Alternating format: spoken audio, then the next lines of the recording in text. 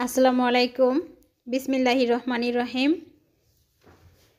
এটা হচ্ছে শীতকালীন সবজি। এক এক অঞ্চলে এক একটা নাম থাকতে পারে। কোনো অঞ্চলে বিটকপি, কোনো অঞ্চলে শালগম বা কোনো অঞ্চলে ওলকপি। যে যে নামেই চিনুন না কেন, এই সবজিটা হচ্ছে শীতকালীন সবজি এবং এটা হচ্ছে বিটরুট জাতীয় সবজি। শীতকালে কিন্তু এই সবজিটা খেতে দারুণ লাগে। এটা যদি দেশি মুরগির মাংস দিয়ে খাওয়া হয় বা গরুর মাংস দিয়ে খাওয়া হয় তাহলে এর টেস্ট জিহ্বায় লেগে থাকার মতো। তো আজকে আমি এই সবজিটা রান্না করব। তো বিটকপি রান্না আমি কিভাবে করব আপনাদের সাথে শেয়ার করব। তাহলে চলুন দেখে আসি আমি এটা কিভাবে রান্না করি। কেটে নিয়েছি এভাবে সাইজ করে, যে কোনোভাবে সাইজ করে কেটে নিতে পারেন। আমি আজকে চিংড়ি দিয়ে রান্না করব, যার জন্য এরকম করে সাইজ করে নিয়েছি।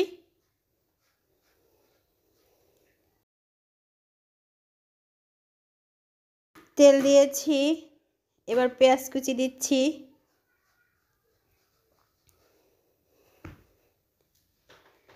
এর সাথে আমি আরও অ্যাড করেছি কাঁচামরিচ। আমি সাধারণত যে কোনো শাকসবজি কাঁচামরিচ দিয়ে রান্নাটা করে থাকি। আরও দিয়েছি একটু রসুন,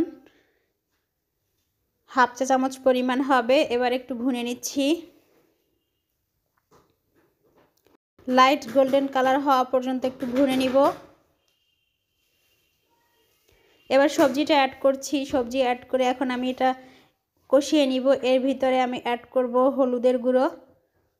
সামান্য পরিমাণে আমি হলুদের গুঁড়ো ব্যবহার করব, হাফ চা চামচের চেয়েও একটু কম, হাফ চা চামচের অর্ধেক পরিমাণ হবে। এখন দিয়ে দিব লবণ।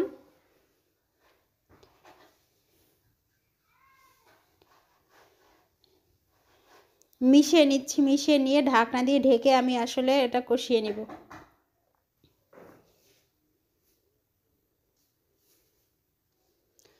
চুলার আঁচ মিডিয়ামে রাখবো। এর ভিতরে আমি চিংড়ি দিচ্ছি। চিংড়িটা আগেই ভেজে রেখেছিলাম।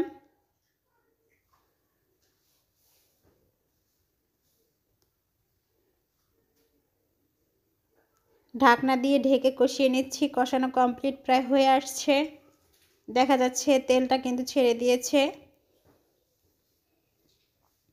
এখন আমি পানি ব্যবহার করব। পানিটা মোটামুটি দিব। এই সবজিটা সেদ্ধ হতে একটু বেশি সময় নেয়, তাই একটু পানির পরিমাণটা বাড়িয়ে দিতে হবে। অনেক বেশিও দরকার হবে না, যেহেতু আমার সবজিটা কিন্তু কচি ছিল।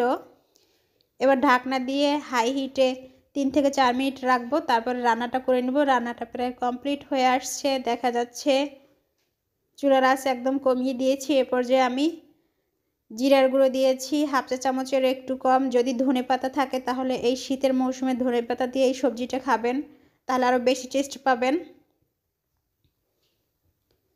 লবণ ঠিক আছে কিনা অবশ্যই চেক করে নেবেন। এবং সবজিটা কিন্তু পুরোপুরি সেদ্ধ হয়ে গিয়েছে। দেখা যাচ্ছে এটা একটু চুলার আঁচটা কম দিয়ে আসলে সেদ্ধটা করতে হয়, রান্নাটা করতে হয় লো এবং মিডিয়ামের মাঝামাঝি। তো এই রান্নাটা যদি আপনাদের ভালো লেগে থাকে তাহলে অবশ্যই বাসায় চেষ্টা করবেন এবং বেশি বেশি লাইক কমেন্টস শেয়ার দিবেন। আর আমার চ্যানেলটা প্লিজ সাবস্ক্রাইব করবেন, আমাকে সামনে এগিয়ে নিয়ে যেতে সাহায্য করবেন। দেখা যাচ্ছে কতটা সুন্দর হয়েছে এই সবজিটা। এই সবজিটা খেতেও কিন্তু খুবই টেস্টি। আপনারা যারা না খেয়েছেন তারাও খেয়ে দেখবেন, ইনশাআল্লাহ ভালো লাগবে। পরবর্তীতে খাওয়ার চেষ্টা করবেন। ধন্যবাদ সবাইকে। আসসালামু আলাইকুম।